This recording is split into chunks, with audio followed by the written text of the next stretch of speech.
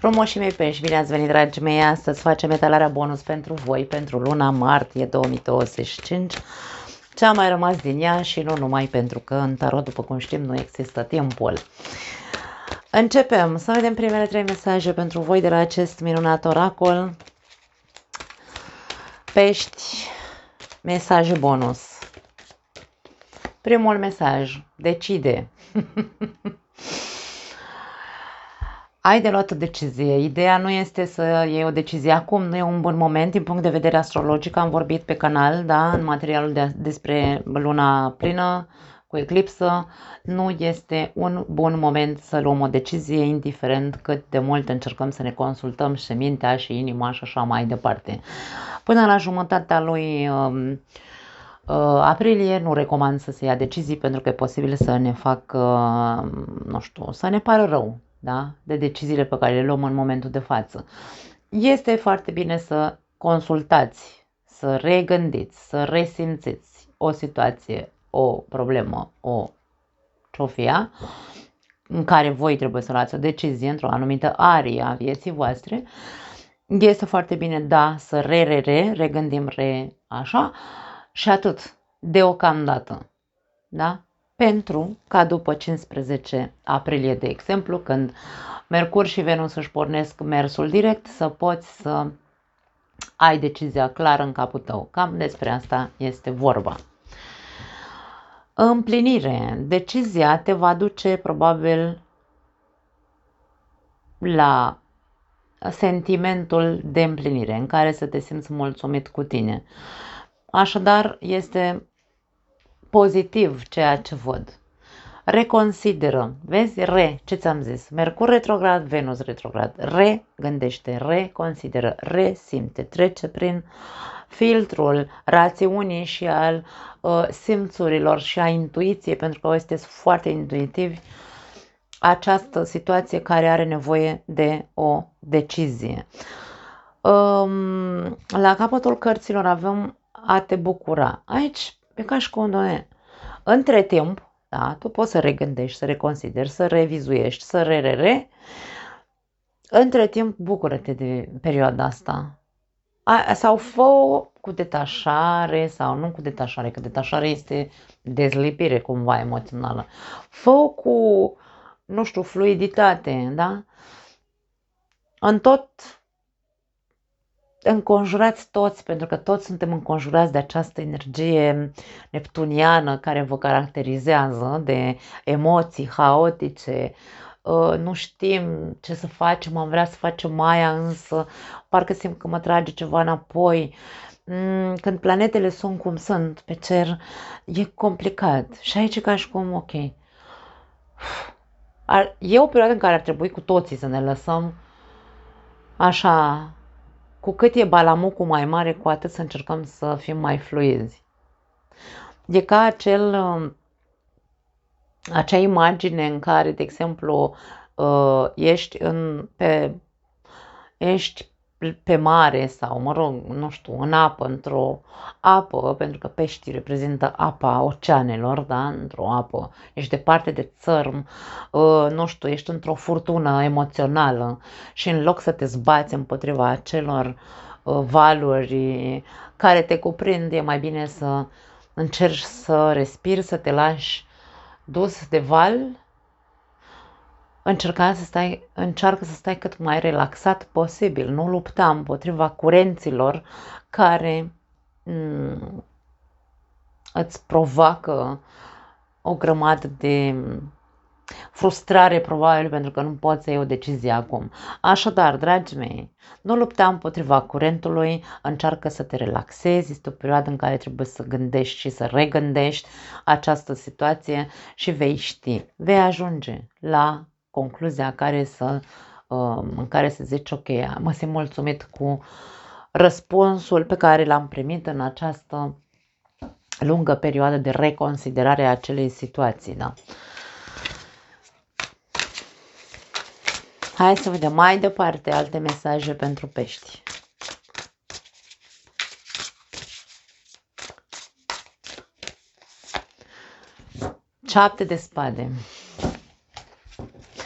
Șapte de spade știm că este cartea falsității, a măștilor, a manipulării, a, știu și eu, nu știu, a păcălelii într-un fel sau altul, a autosabotării. Nu te autosabota cu absolut nimic, spadele înseamnă gândurile noastre. Această carte vine cu următorul mesaj: acțiunile tale sunt într-adevăr atât de altruiste pe cât crezi. Și la Scorpion a ieșit, doar la voi și la Scorpion a ieșit acest mesaj.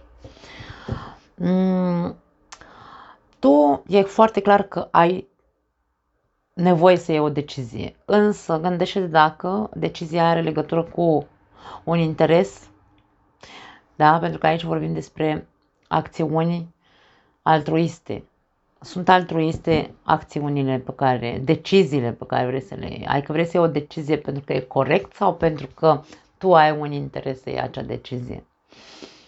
E despre povestea sau problema cu care voi vă confruntați. Eu nu am de unde să știu ce se întâmplă aici. Avem regele de bâte, măi, a ieșit regele ăsta de bâte. Aprindeți lumina interioară încât ceilalți să te poată urma. Intuiția ta este lumina ta interioară. Aici avem o persoană care are o lumânare aprinsă în mână. Are telefonul la ureche și e ca și cum ghidează pe altcineva. Ok, tu poate ești foarte bun sfătuitor pentru alții, însă pentru tine nu. Unde este acea intuiție sau acea lumină interioară în tine când e vorba despre tine, despre împlinirea ta, despre... Pentru că aici e vorba despre o păcăleală. Eu mă păcălesc sau am un interes pentru care nu iau o decizie și nu sunt cumva... Adică interesul meu poate fi egoic, atenție cu regele de bâte, da? Un interes nu neapărat mărșav, pentru că nu vreau să se simtă nimeni jignit, însă aici vorbim despre un soi de aroganță cu regele de bâte, da? Cu energia regelui de bâte, atunci când îl vedem lângă șaptele de spade, mai ales este ca și cum, ok, da, eu am un interes aici, interesul poartă festul, eu nu iau o decizie până când nu îmi împlinesc acel interes. Poate că aici se spune, ok, mai gândește puțin dacă ești sau nu altruist și dacă acționezi doar din orgoliu sau doar din, poate, nu știu dacă neapărat un soi de răzbunare. Regele de bâte nu-i răzbunător, șaptele de spade pot fi intenții, da, pot fi intenții de, hai să zicem așa, nu știu dacă sună corect, intenții necurate, că nu e vorba de a face neapărat rău, e un fel de rău conștient aici, doar pentru că e vorba despre un interes. Și de-aia ți spune, ok, stai. Reconsideră dacă nu cumva poate acțiunile tale nu sunt cele mai curate și nu sunt cele mai bune pentru binele tău, da? Pentru ca tu să te simți aici mulțumit și să zici, da, ok, am luat deciziile astea, nu mi-am lăsat deoparte interesele, pentru că de fapt eu vreau să mă simt bine cu mine aici. Împlinirea este când eu mă simt bine cu mine, cu acțiunile pe care le fac. Nu pot să fac ceva, să port măști, da? Să fac pe sfântul cumva și să le zic și altora, fă ca mine. Atenție, da? Aici încercați să vă regăsiți, pentru că n-are cum să fie, bineînțeles, pentru toată lumea.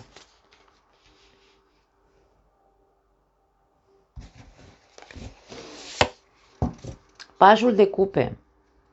Lasă-te continuu surprins de acest lucru numit viață. Pajul de cupe mie nu-mi place, în particular mie nu-mi place. De ce? Pentru că este foarte volatil, este foarte influențabil emoțional, este foarte cu capul nori, este foarte idealizează foarte mult, are așa o lume interioară emoțională foarte idealizată și nu-mi place energia lui. Și în contextul ăsta în care vorbim despre o posibilă energie de aroganță cu un cert interes și cu această energie a pajului de cupe, Mesajul este unul pozitiv, lasă-te continuu surprins de acest lucru numit viață, însă aici e vorba despre responsabilizarea, da, a actelor tale, adică îți asumi ceea ce faci, îți asumi faptul că poate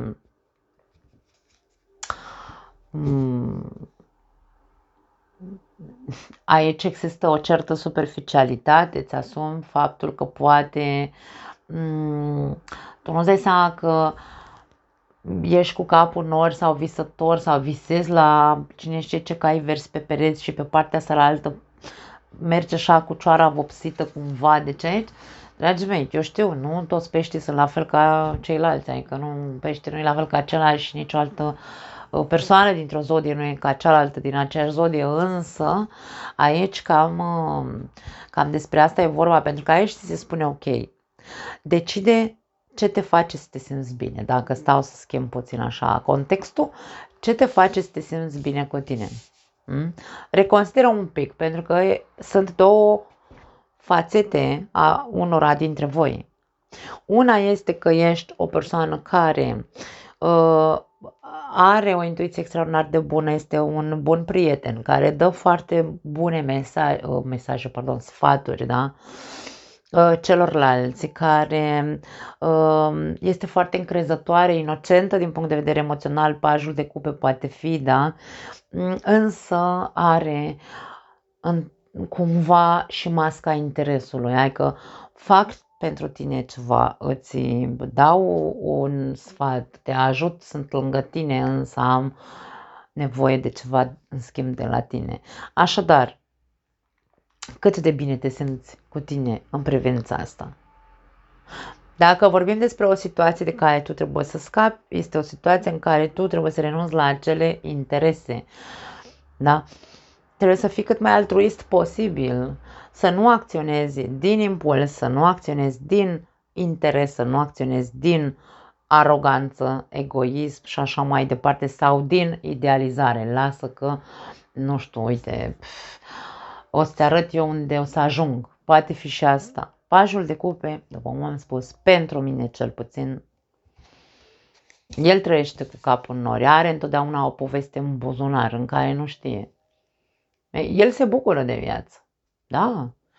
Aici e ca și cum ți se spune să te lași surprins de această viață, da? Pentru că există și lucruri frumoase, însă aici avem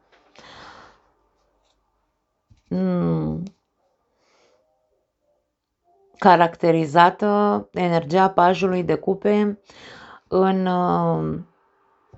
visător și inocent, necopt cumva, emoțional, da? Dar arogant în același timp. Nu știu dacă m-a făcut înțeleasă și dacă o să vă hotărâți să mă înjurați, asta e. La capătul cărților avem temperanță. Temperanța vine cu următorul mesaj: renunță la limitările autoimpuse. Nu știu ce limitări ai tu, limitări emoționale, limitări de compromis, pentru că temperanța vine cu mesajul compromisului, da? Adică e ca și cum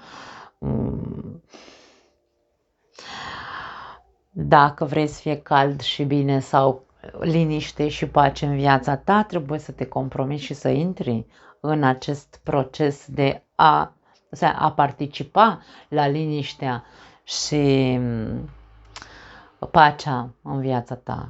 Pentru că dacă vorbim despre interese și dacă vorbim despre indecizie, acum vreau, acum nu vreau, acum îmi place, acum nu mai îmi place, acum îmi place povestea în care sunt, mâine mă schimb, îmi schimb opinia, vreau altceva, sau iarba verde din curtea vecinului, nu știu, da? Iarba e mai verde în curtea vecinului, aici reconsideră un aspect sau niște aspecte sau tipare de comportament sau ale acțiunilor tale care mereu au cumva un interes ascuns. Da, nu știu ce să zic. Foarte multe mesajele sunt mixte, probabil că sunt diferite, n-au cum să fie pentru aceeași persoană, bineînțeles. Da, nu aruncați cu pietre dacă nu rezonați. Nu o faceți, că nu are sens. Nu că mi-ar fi frică de critici, că nu e vorba despre frică, oricum blochezi imediat persoanele care nu sunt respectuoase aici. Eu nu jignesc și nici nu accept să fiu jignită. Mai departe, ok, tot sar cărțile, ia uite, a sărit. Poți să iubești fără frică. Ok, atenție, un mesaj important. Eliberare, un alt mesaj. Și fă un efort, al treilea mesaj. La capătul cărților s-a întors atracție. Dacă ești într-o relație, poate că decizia pe care trebuie să o iei are legătură cu această relație. Trebuie să faci un efort să te eliberezi din această relație. De ce? Poate că este o relație bazată pe interese. Uite, nu știu, am mai zis eu, cred că la voi, mai acum ceva vreme. Persoane care, bineînțeles, în cele mai multe rânduri vorbim despre femei, pentru că noi femeile în general suntem mai vulnerabile din punct de vedere financiar, să spunem așa, și stăm lângă o persoană sau stăm într-o căsnicie, într-o relație, lângă cineva care ne întreține sau care, cel puțin, câștigă mult mai mult decât noi. Noi singure, în anumite momente, nu ne permitem să trăim singure. Există o relație în care stai din interes, aici, fiecare dintre voi din nou este foarte particular, voi știți. Vi se cere să faceți un efort să vă eliberați de aceste, hai să le numim, dacă vreți, interese. De ce? Pentru că mesajul cu 7 de spade este acțiunile tale sunt într-adevăr atât de altruiste. Pentru că poate nici tu nu ești sincer în relația asta. Dacă stai în relație pentru că te întreține din punct de vedere financiar, însă gândul tău cu pajul de cupe este în afara relației, nu știu, visezi la altceva, fii sincer cu tine. 7 de spade aduce acea conotație de falsitate și de mască și de minciună, da? Ne păcălim, trăim aici într-o relație de păcăleală. Poate nu ești tu, poate celălalt care stă cu tine pentru că are un interes. Aici se vorba despre, este o perioadă în care trebuie revizuit, regândit, reconsiderată această relație, situație, ce-o fi ea. Poate o certă atracție există acolo, poate fi doar această atracție de, nu știu, am mai auzit eu chestii de-astea, poate sună ca o prostie, însă atunci când vine partenerul cu bani acasă, cu salariul acasă sau cu, nu știu, uite, ți-aduce 10.000 de euro, ți pune pe masă, mamă, ce sexy e și, na, mă înțelegi ce vreau să zic, da? De ce nu te deschizi către persoana să fii sincer? De ce nu vă dați măștile jos? Poate, da, nu sunt măștile tale, sunt ale celuilalt. E vorba despre, ok, mă simt împlinit sau nu în această relație?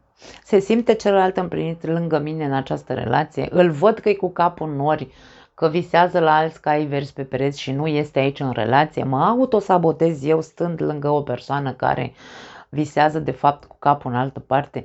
De ce vorba despre, ok, stai, să ne punem mintea la contribuție și să vedem, da? Că poate eu îmi iubesc partenerul, mă atrage foarte tare și așa mai departe, însă stau lângă cineva care visează de fapt la prinți și prințese și ce știu eu, ce balauri. Mă înțelegeți ce vreau să zic. Este momentul să vă eliberați, să faceți un efort să vă eliberați, da? Prin această ce am zis mai devreme, nu neapărat să vă despărțiți, atenție, nu vorbim despre a se despărți nimeni aici. Vorbim despre a căuta sinceritatea, liniștea, pacea și împăcarea până la urmă, că e vorba despre, Doamne, sunt împăcat. Da, ok, recunosc, dacă stau din interes, stau și tac din gură. Dacă am de-a face cu cineva care stă din interes pentru mine și îl văd că stă cu mine și îl văd că stă cu capul în altă parte, atunci îmi pun o întrebare. Eu mă simt bine în relația asta? Și mă pun să gândesc și atunci, în timp, după 15 aprilie, pot să iau o decizie corectă pentru mine. Da. Cam asta este esența cumva acestei talări. Pentru cei singuri, Sunteți într-un țarc în care vă învârtiți de foarte mult timp. Poate că aveți aceeași, hai să spunem așa, dinamică de a intra în relații, a ieși din relații, intri, ieși, e un cerc vicios aici, în care probabil intri prin acel impuls de atracție. Începi, de ce nu, să-ți faci filme în cap, să te îndrăgostești, să idealizezi, să nu știu ce.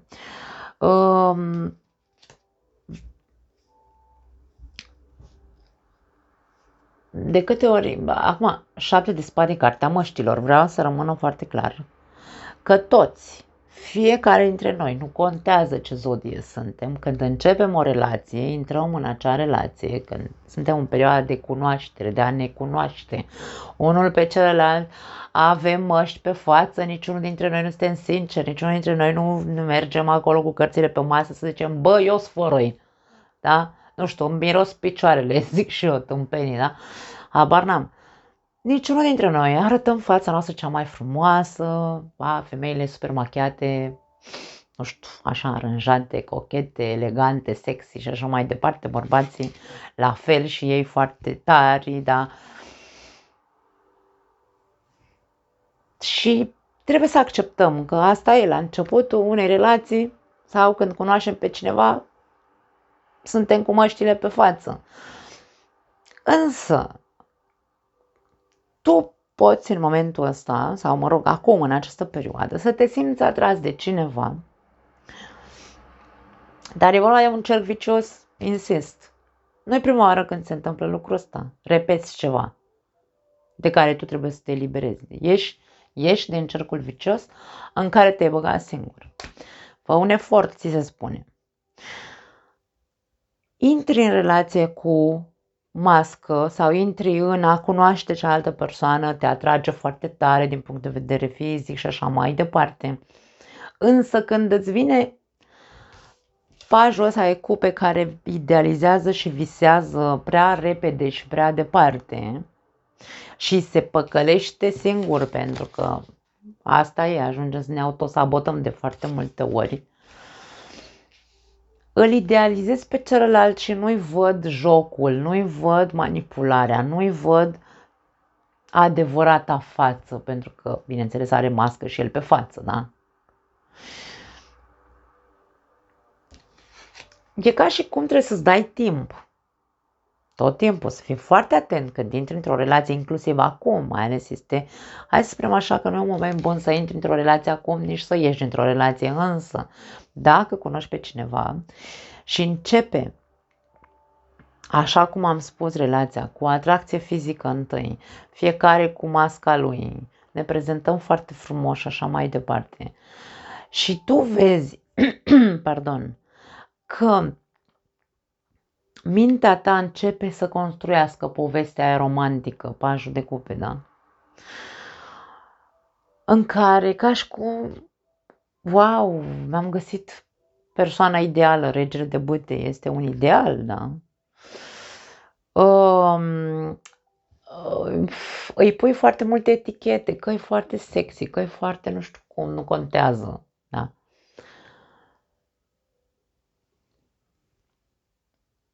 Când vezi povestea, simți povestea înăuntrul tău, că o construiești, atunci trezește-te. Atunci începe să faci tu acea reconsiderare a propriilor gânduri și emoții. Ți se spune că poți să iubești fără frică, însă nu când intri într-o relație cu masca conștientă și conștient că și celălalt are o mască, lăsându-te dus de mintea ta care construiește următorul pas din relație, spune despre celălalt, poate îi pui în cărcă celuilalt, nu că îi pui în cărcă, îi pui niște calități care poate nu le are, poate aici vorbim despre persoane atragi sau, mă rog, nu le vezi masca de narcisist și așa mai departe, de arogant sau de alte chestii, violent, poate fi regele de bâte, de ce nu? Da? Deci aici vorbim despre când tu vezi că mintea ta ți-a plecat pe cărări, întoarce-te înapoi. Pentru că, repeți, te învârți în cercul vicios. Poți să iubești fără frică în momentul în care mintea ta nu mai construiește o poveste. Doar atât. De aceea este despre a aprofunda destul de mult în această perioadă, a reconsidera o situație care poate ție îți place într-un fel sau altul aici cu împlinirea asta, mesajul de împlinire, da. Da.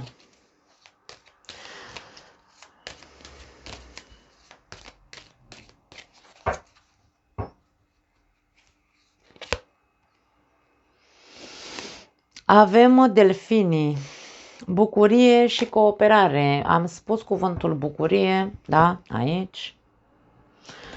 Și cuvântul cooperare cu temperanța. Insistă să apară. Când tu vezi că există cooperare în viața ta, că vorbim despre relații. Doamne, da, uite, m-a mințit, m-a păcălit, m-a dus cu preșul, nu știu, m-am îndrăgostit, habar n-am. Sunt într-o relație de interes. Când vedem, acceptăm anumite lucruri și zicem, ok, în ciuda faptului că persoana asta este așa cum este, îmi asum, Doamne, da. Stau lângă persoana asta sau o accept așa cu brațe deschise și zic, ok, eu te iubesc așa cum ești. Compromis și bucurie. Nu pot să zic altceva. Avem luna, cicluri și schimbare. Luna te sfătuiește să faci schimbări în viața ta. Suntem între eclipse, dragii mei, și nu se salvează nimeni, nici voi, nici eu, nici nimeni. O perioadă dintre eclipse este o perioadă tensionată, în care planetele pleacă dintr-un semn zodiacal în celălalt, pleacă din pești, se duce în berbec, chiar se întoarce în pești și așa.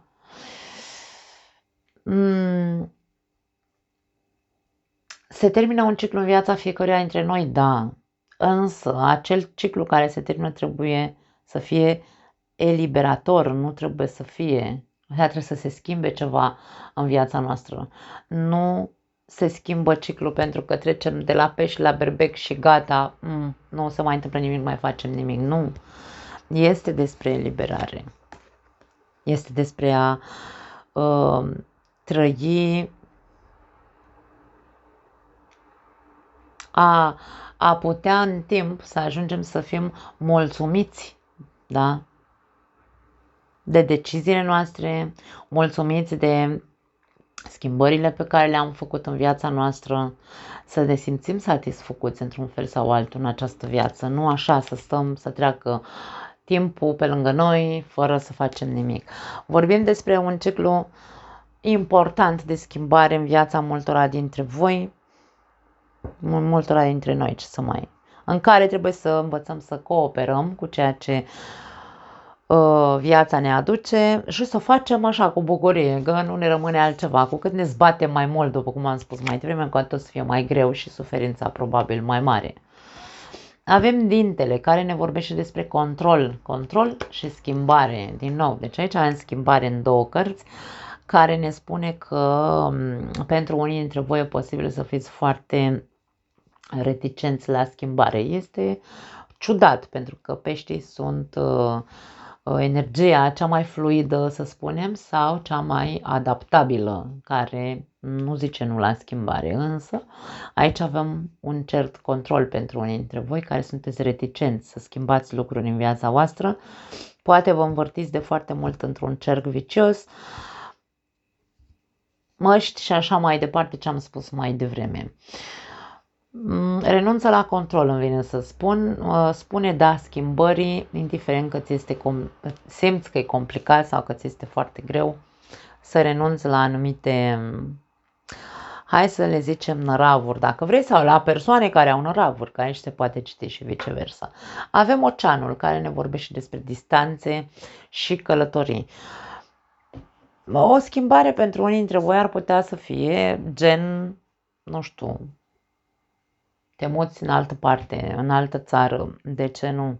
Poate asta e decizia pe care trebuie să o iei în următoarea perioadă. Poate chiar ar trebui să-ți vezi interesul aici cu 7 de spade, da? Deci aici se vorba despre ok. Dacă tu, interesul tău este să te muți într-o altă țară, normal că aici nu e vorba să înșeli pe nimeni sau să furi de la nimeni nimic sau să păcălești pe cineva. Aici e vorba despre ok, îmi văd interesul normal că plec în altă țară pentru că eu cred că mă voi simți mult mai împlinit. Însă reconsideră bine sau gândește bine această decizie, nu te grăbi să zici gata, plec mâine, da? Deci aici despre asta este vorba. Hai să vedem încă 3 mesaje pentru voi.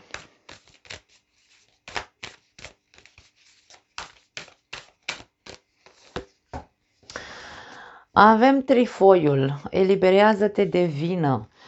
Te simți vinovat de ceva? Unii dintre voi probabil că aveți un sentiment de vinovăție și ca și cum noi ajunge. Vorbim despre schimbări, despre eliberare. Eliberează-te de vini, da? De vină. Nu, ok, ai făcut-o, ai avut și tu măștile tale sau interesele tale, e ok. Toți avem, după cum am zis, măști, toți avem anumite interese, nimeni nu face nimic gratis.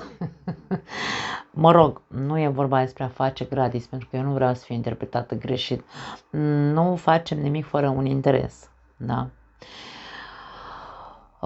Cuvântul interes este foarte prost înțeles. Interes poate fi pe pozitiv, interes poate fi pe negativ. Depinde pentru fiecare dintre noi dacă îl folosim într-un mod negativ sau într-un mod pozitiv, ca să clarific ce vreau să spun. Nu trebuie să te simți vinovat dacă ai un interes. Dacă tu ești ok în relația ta în care ești întreținută sau ai de-a face cu o persoană care te manipulează sau poate tu ești cel care manipulează minte, nu știu, și așa mai departe, e visător cu capul în nori, cum am zis mai devreme.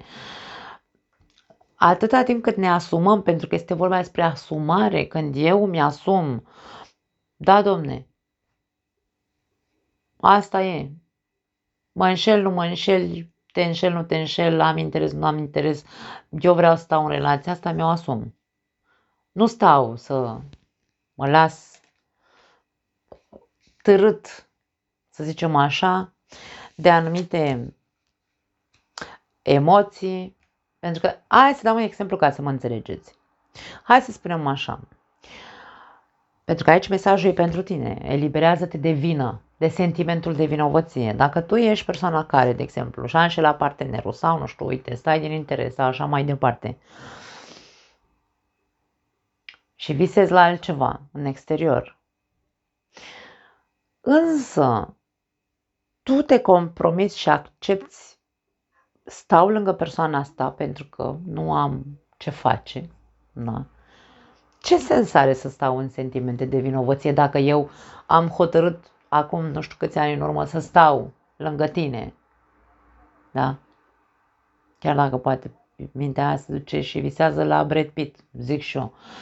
Nu-ți servește la nimic, da? Sentimentul de vinovăție. Ori te eliberezi, ieși din relația asta, dar nu acum, insist, după 15 aprilie încolo să te gândești mai bine, ori taci și îți vezi de relația ta, adică nu știu dacă poți fi mai clară de atât. O călătorie, din nou se accentuează chestia cu călătoria, poate n-ar strica să vă luați așa o distanță, o perioadă, să vedeți. Păi, ce pot să fac?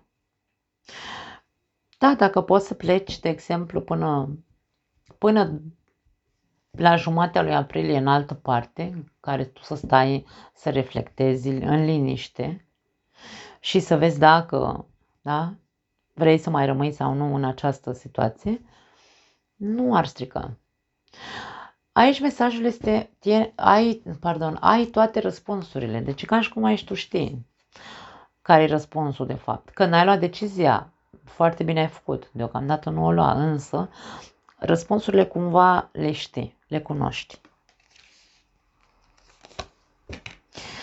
Și în cazul tău și în cazul celuilalt. Adică, dacă nu ești tu cel care e cu masca pusă și nu ești tu cel care înșală sau a înșelat sau cel care stă din interes și e celălalt, tu știi asta deja. Da.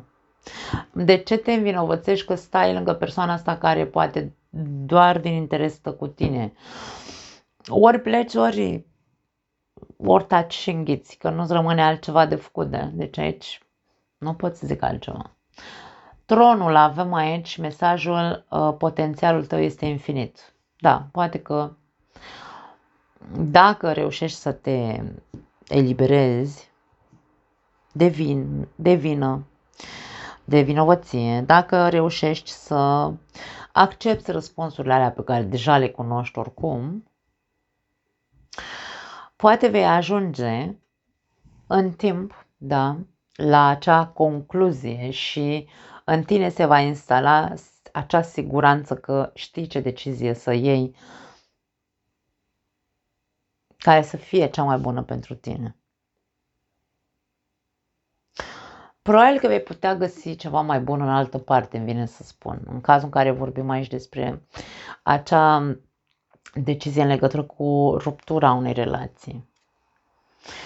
Wow, am mai văzut la voi mesajul ăsta cu rechinul. Cine e sirena și cine e rechinul din relația asta, dragii mei? Pentru că avem aici rechinul, regele de bâte, și avem sirena cu pajul de cupe, da? Aici avem inocentul și macho alfa, dacă vrei. Care dintre voi, că nu știu, eu n-am de unde să știu care e. Poate să fii tu, poate fi celălalt. Înnoată departe de această situație, ca și cum cel care simte că e vulnerabil, sensibil și inocent aici cu pajul de cupe, să simtă pericolul. E ca și cum ești în pericol și tu nici măcar nu-ți dai seama. Ești păcălit, ești dus cu preșul, te duci de nas, habar n-am. Sunt multe chestii pe care tu poate nu-ți dai seama. Dar eu zic că tu știi, ai toate răspunsurile. Tu ai o intuiție extraordinar de bună, deci aici cu luna și cu am și temperanța, ce să zic, peștii sunt intuitivi, nici nu trebuie să intru mai departe de alte explicații. Da, deci tu știi răspunsul. Faptul că nu te îndepărtezi de această situație sau această persoană care, nu știu, te înjunghie, te are interese și așa mai departe, e doar alegerea ta, dar ai timp. Ai timp să iei decizia corectă pentru tine. Foarte tare. Nu mai am altceva. Vă pup, vă iubesc. Ne vedem, dragii mei, data viitoare. Ciao!